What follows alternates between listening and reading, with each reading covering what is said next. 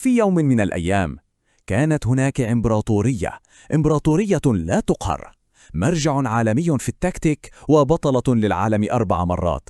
لكن اليوم كرة القدم الإيطالية أو الأتزوري كما نعرفهم في أزمة وجودية عميقة. السؤال هو: كيف الإمبراطورية بهذا الحجم أن تنهار بهذا الشكل المأساوي؟ هيا بنا نكتشف القصة. Subscribe now. هذا هو المشهد بأكمله في صورة واحدة. على اليمين تاريخ مجيد و4 نجوم ذهبية تزين القميص الأزرق، وعلى اليسار حقيقة مؤلمة لا يمكن تصديقها: الغياب عن كأس العالم لنسختين وراء بعض. هذه كارثة لم تحدث لإيطاليا منذ عام 1958. وهذا هو السؤال الذي يطرحه الجميع، من المشجعين في روما وميلانو إلى المحللين في كل مكان. كيف سقط هذا العملاق؟ حسناً، الإجابة ليست بسيطة. هي ليست حادثة واحدة، بل قصة انهيار بطيء، قصة امتدت لسنوات طويلة. ولكي نفهم السقوط علينا أن نبدأ من القمة، من اللحظة التي كانت فيها إيطاليا تحكم عالم كرة القدم بلا منازع. تذكروا معي جيل 2006. هذا لم يكن مجرد فريق جيد، بل كان فريقا أسطوريا بكل ما تحمله الكلمة من معنى.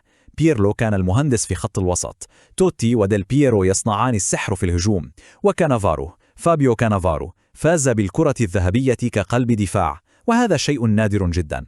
كان فريقا يعرف كيف ينتصر حتى في أصعب الظروف. لكن من المفارقات الغريبة أن تلك اللحظة التاريخية في برلين كانت هي نفسها بداية النهاية. فالانهيار لم يأتي فجأة، بل كان تدهورا تدريجيا ومؤلما. التسلسل الزمني للكارثة يشبه فيلم رعب. انظروا معي: البداية في 2010، خروج مهين كحامل للقب. ثم في 2014 تكرر نفس السيناريو المحبط. بعدها جاءت الصدمة الكبرى الأولى، الفشل في التأهل للمونديال 2018. البعض ظن أن فوز اليورو في 2021 كان عودة، لكنه كان مجرد فجر كاذب. سرعان ما تبعه ظلاما أكبر: الخسارة أمام مقدونيا الشمالية والفشل في التأهل للمرة الثانية على التوالي. هذا السقوط المتكرر يقودنا إلى سؤال واحد: لماذا؟ حسناً، السبب الأول والأكثر خطورة يكمن في جفاف نبع المواهب الذي كان يوماً ما لا ينضب أبداً. لنتذكر سوياً، في التسعينيات وبداية الألفية كانت إيطاليا مصنعاً للنجوم. باجو، مالديني، ميستا، بيرلو، أسماء كانت ترعب أي دفاع، لاعبون قادرون على حسم أي مباراة بمفردهم. اليوم هذا النوع من اللاعبين اختفى تماماً من الساحة الإيطالية. هل تريدون دليلاً؟ لننظر إلى قائمة الكرة الذهبية. في آخر 3 سنوات لاعب إيطالي واحد فقط ترشح للجائزة، لاعب واحد. هذا يوضح حجم الفجوة الهائلة بين حاضر إيطاليا وماضيها العريق. وهذا التراجع له سبب واضح جدا في الأرقام.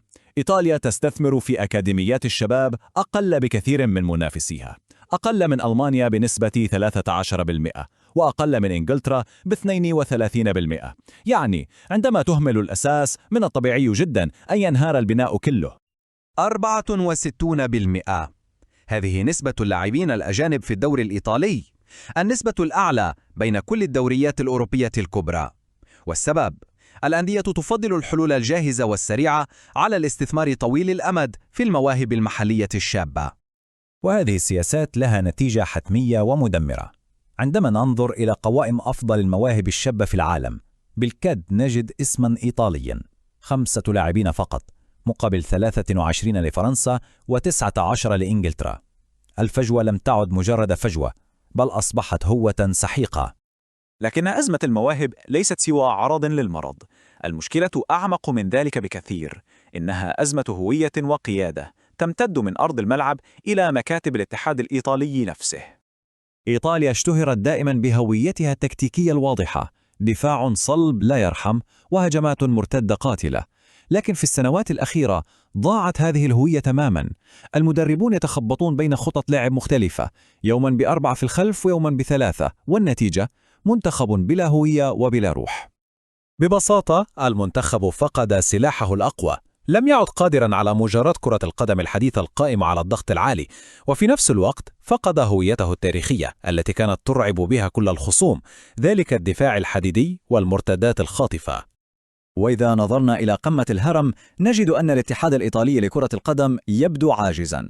رغم كل هذه الكوارث المتتالية لم نرى أي إصلاحات حقيقية، لا خطوات جريئة لمعالجة أزمة الشباب ولا إعادة هيكلة للدوري. القيادة تفتقر إلى أي رؤية طويلة الأمد. كل هذه الأزمات المتراكمة تضع كرة القدم الإيطالية اليوم عند مفترق طرق حاسم. المستقبل يبدو غامضا والمخاطر وجودية. وهذا الكلام ليس مجرد تشاؤم، بل هو احتمال حقيقي ومقلق. تصفيات كأس العالم القادمة معقدة، وشبح الملحق يلوح في الأفق مرة أخرى، والجميع يتذكر تماما وبمرارة كيف انتهت آخر تجربتين في الملحق. وهنا يبقى السؤال الأهم: هل يمكن إعادة بناء هذه الإمبراطورية؟ هل يمكن لإيطاليا أن تنهض من تحت الأنقاض؟ نعم، هناك بصيص أمل. بعض المواهب الشابة بدأت بالظهور، لكن هل سيجدون الدعم الكافي لإعادة بناء كل ما تم هدمه؟ في النهاية، الدرس الذي تقدمه لنا قصة إيطاليا يتجاوز كرة القدم. في التاريخ كما في الرياضة، عندما تنسى أي قوة عض الأسس التي قامت عليها، وعندما تتجاهل أهمية الاستثمار في المستقبل، فإنها تحكم على نفسها بالانهيار. هذا هو التحدي الحقيقي الذي يواجه إيطاليا اليوم،